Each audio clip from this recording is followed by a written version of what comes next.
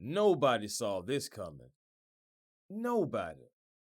After the way the Hawks have been playing basketball the past few games, seem like they're trying to catch their stride, especially on the defensive end, being one of the best defensive teams in the NBA the past few games. Nobody saw this coming.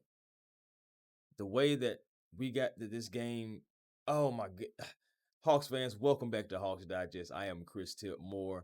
Late post game, of course, late game being on the West Coast. On the East Coast, hey man, it's after 1 a.m. But of course, on the West Coast, it's a little different. But either way it goes, welcome back anyway. Post game, strictly post game in this video.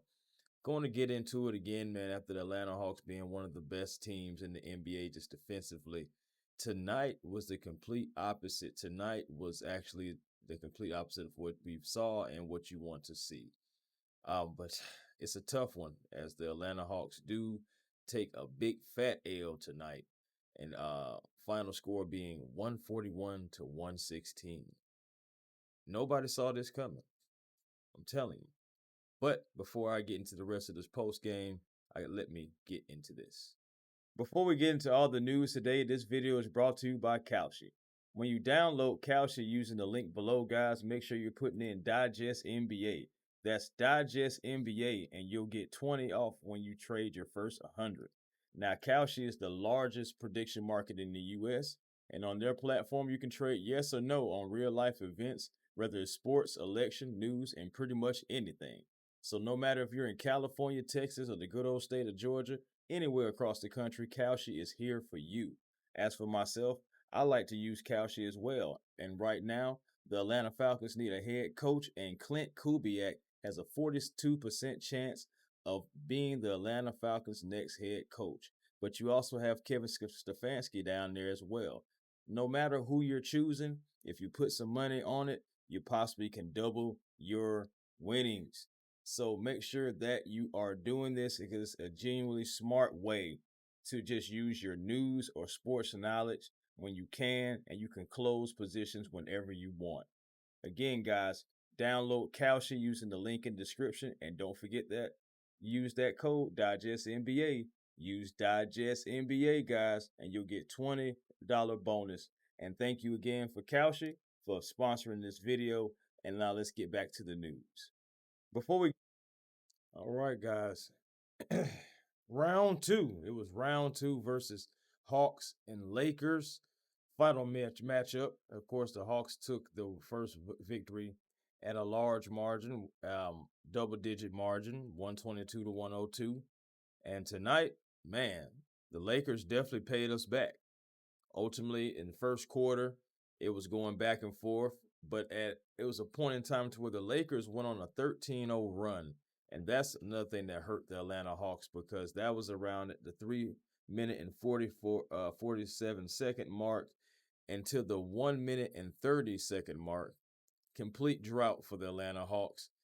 That was just of the beginning of a bad omen for ATL because, of course, and you have to rest the starters, okay? Guys can't play a full 48 minutes of basketball as far as just one guy. So we know that.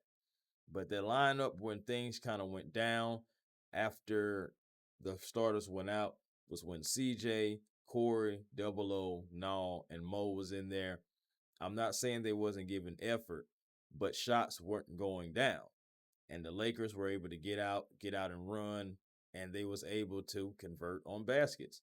Now, regardless, the entire night the Atlanta Hawks wanted to try to run, and regardless if they're getting it out of the net or able to get some sort of rebound, the Atlanta Hawks, Quin Snyder, wanted the Hawks to continue to run, and I completely understand that. But moving forward, actually, in that first quarter as well, something that just hurt the Atlanta Hawks, I believe what started it was the fact about, the 3-point shot making. The 3-point shot making was absolutely crazy. Gabe Vincent coming off screens and knocking down 3 consecutive threes. That started to hurt the Hawks, especially when you're not getting the same thing back on the other end. I'm not even talking about threes, but necessarily you're not even getting the ball in the basket, so that's hurting you. Second quarter, the same guys that I was saying that kind of was poking along a little bit in the first quarter when the starters went out. CJ and Corey, they both helped the comeback, and they at one point in time we tied the game at 42. Hawks battling, Hawks battling, right? But then another thing that happened for you that was bad was the Atlanta Hawks. Bad rotations, guys. Bad luck and bad discipline in this particular game because after that time to where they're battling, it's only a 4-point game. The Atlanta Hawks, they give up an open three. They foul, and they foul for three, and then also Luka Magic. Next thing you know, it's 60-44, and the Atlanta Hawks are down, and they're starting to try to climb their way out of it. But the Lakers will start making all kind of shots. You had a time to where LeBron James drives and he kicks it off in the corner, and to Jake, to Jake, the guy Jake in the corner, and it was so bad because he's falling out of bounds and just kind of throws it up, and he makes the shot. It was absolutely crazy because you just look at him like, oh nah, no way he makes that. At least that's what I said. Jake LaRavia, that's his name. Um, Completely forgot it, but it was just an absolutely amazing shot by him. Couldn't believe it. I just absolutely knew he was going to miss it, but he made it. Either way it goes, that's just the type of night that the Atlanta Hawks had to deal with from the Los Angeles Lakers. And I have something else for you as well, just to show you guys just how crazy it was in the second quarter. The Atlanta Hawks, again, they had bad rotations, but they also had bad luck, bad defense all the way around because guys were just making all types of shots. So here's a little insight on looking at just the second quarter. This is halftime. This was just at halftime, guys. Now you see the Atlanta Hawks side, then they're shooting 46% from the field, but they're only shooting 28% from three, being 6 for 21. Again, like I said, the Atlanta Hawks couldn't knock down shots, but a lot of them were 3-point attempts. Lakers want to clog the lane. And that's another thing that happened as well. And I'll get into it just a little bit more. But the free throw line, 11 foul shots for the Atlanta Hawks, 72%. Okay. You still are not going to be able to compete and stay in the game with a team that is shooting 60% from the field and 60% from three like the Lakers were. I had to bring this up because I just wanted you guys to see exactly what the Atlanta Hawks had to freaking deal with. This is absolutely crazy. 18 attempts from the foul line for the Lakers, and they made 17 of them. That's why it's free. You have to make your free throws. So that's another thing that the Atlanta Hawks had to deal with tonight. And ultimately, you go into it and you dive in a little bit deeper because you know that's what I like to do. And let's talk about the points in the paint. Points in the paint were completely even. Even though the Atlanta Hawks, I feel like, had a little trouble with Aiden tonight, especially like Double O. He was in some foul trouble. And but don't get me wrong, Aiden, he had his share of foul trouble as well, too. But it just like when it mattered at certain points of time, it's like Aiden was coming out of nowhere, getting in there. He was battling most of the night. But the points in the paint was still the same. Now, the fast break points, the Lakers were able to get out and run a little bit more than the Atlanta Hawks. Turnovers, missed shots, and the Lakers getting out fast breaks. You already know LeBron. He likes to get out and tries to start the break and be able to be on the receiving end of a pass or two. And you did see that tonight as well. Or he'll just take it coast to coast. They have guys that like to get out and run. So that's something that happened. And at one point in time, man, this thing got real bad. In the second half, you're down by 30 at one point in time. But again, this was just what it looked like for the first half against these Los Angeles Lakers. So you move into it some more. Okay, the bench points. We won those, right? The turnover battle. We won that as well. Only 6 turnovers for the Atlanta Hawks. That's normally winning basketball for Atlanta. 14 turnovers for the Lakers. The points off turnovers 18-14 in the favor of the Atlanta Hawks. But again, guys, when you're shooting, when the shooting is just so hot, like it was for the Los Angeles Lakers. It's hard to combat that when you're not making shots. And especially when your star players are not able to convert like it was tonight. This was a night to forget for not only Jalen Johnson, but also Onyeka Okongwu as well. Because both of those guys, between the two, only combined for 20 points themselves. And Jalen was 5 for 17, Onyeka was 3 of 8. Between the two of them, they were 1 for 10 from the 3-point line, including JJ being 1 for 7. Double O being that 0 for 3. And both was in foul trouble because both had 4 fouls. So, like, again, a night to forget for those two guys. And ultimately, moving even into the second half, there was still more undisciplined in rotations, defense, guys were out making shots. That's really what it was in particular. Still not able to make shots. And then what happens? All of a sudden, the Atlanta Hawks start going on a little offensive spree. It was when around in the time to where like the 5-minute mark. Well, actually, no, let me take a step back. Because the Atlanta Hawks, they called a timeout, made a substitute. Next thing you know, they start coming in and start making shots. You have Nickeil Alexander-Walker knocking down shots. You had Mo G knocking down a 3. So, like, the Hawks starting to try to climb back into it. Next thing you know, you're looking at it because at one point in time, you're down 69 to 99, 30 whole points. And you're looking at it and you're like, okay, the game is completely over. Me, like, I'm almost ready to turn it off. But at the end of the day, you still got to stay in it because it's basketball. It's the NBA. You never know. So moving forward into it, the Atlanta Hawks start cutting down that lead. Why? Because they was down by 30, but they finished on a 23-7 run, guys, including a 13-year run inside of that. Around the 5-minute mark, it's 86 to 102. The Atlanta Hawks got a little bit of life. Lakers, they're taking their foot off the gas. I talk about that, taking their foot off the gas. But I also talk about the Atlanta Hawks not allowing themselves to get this far behind when it comes to a basketball game. You don't want to do that to yourselves because now you have to fight and claw, fight and claw. And the Atlanta Hawks still was fighting and clawing even into the fourth quarter, cutting it down to 11. It's like when they cut it down to 11, it was almost like when you're playing the video game, you're sitting back and then you kind of lean in because you got to get serious. I'm like, okay, Hawks, let's see what you got. Let's see if you have enough energy after being down and not being able to make shots, seeing the ball going into the basket for the other team. Let's see what you can do. And unfortunately, the Lakers called timeout about at the 8 minutes and 58 second mark. 60-second timeout, because that was when the Hawks cut it to 11. Lakers closed the game on a 34-19 run to defeat the Atlanta Hawks 141 to 116, getting back to the things that they did in the first half. They actually played pretty darn good defense against the Atlanta Hawks in this particular game, and they got back to it, and that's one thing that took the Atlanta Hawks down, straight up and straight down. Like, the Atlanta Hawks ran out of gas. They still tried to fight, yes, but fast breaks, some leaking out, also shot making ability. Just everything was going right for the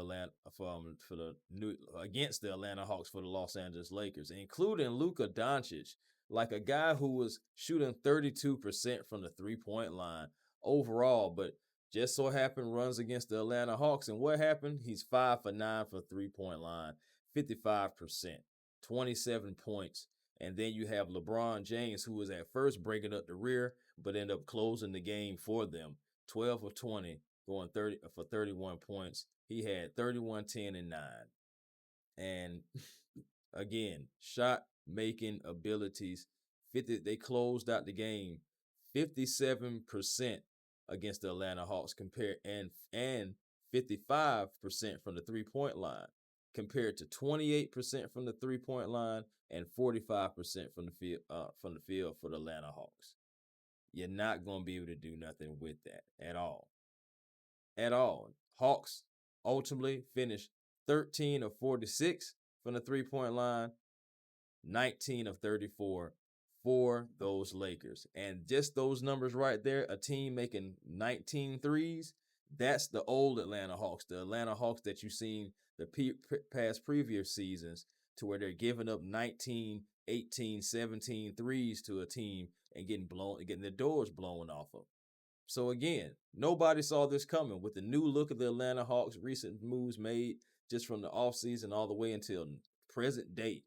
Nobody saw that we would get blown out, that we would give up 19 threes, that the defense would completely disappear, the offense would completely stagnate and be seesawing and really didn't come on into the third quarter going into the fourth quarter. But by that time, you were too far behind and you could not come back. So quick shout outs that I do have though for my guys, man. Just got to shout out, first of all, the new guys. I actually got to shout out the new guys. Starting with CJ McCollum, man. Coming in and, he's still trying to find his way in the beginning. You can see that like in the first quarter, but at the end of the day, CJ's a hooper. And 25 points for him, 11 of 23. So he did have 23 attempts, and that was the most attempts out of anybody tonight. But he has that shot making ability. He was only 2 of 8 from the 3 because, like I said, he's still trying to figure out and find his way within it, but still was able to have 3 assists. So, and honestly, he was one of those guys that helped while guys like Onyeka and Jalen Johnson, they weren't able to contribute as much as they would like to. I actually think really the Lakers had a game plan. They weren't going to let Jalen get downhill, and they wanted to force him to take a lot of jump shots. And honestly, that worked. That goes to, just having LeBron James, somebody that is a basketball mind on and off the court. So I feel like they were like, okay, we're going to take away JJ. We're going to make somebody else beat us. Nall probably going to get his, but we're going to make somebody else beat us, and let's see what they can do. But CJ McCollum, he definitely helped out with that. And also the other new guy, he's trying to make sure, D'Anthony Milton gets out of that shot right there for him. But yes, Corey Kispert.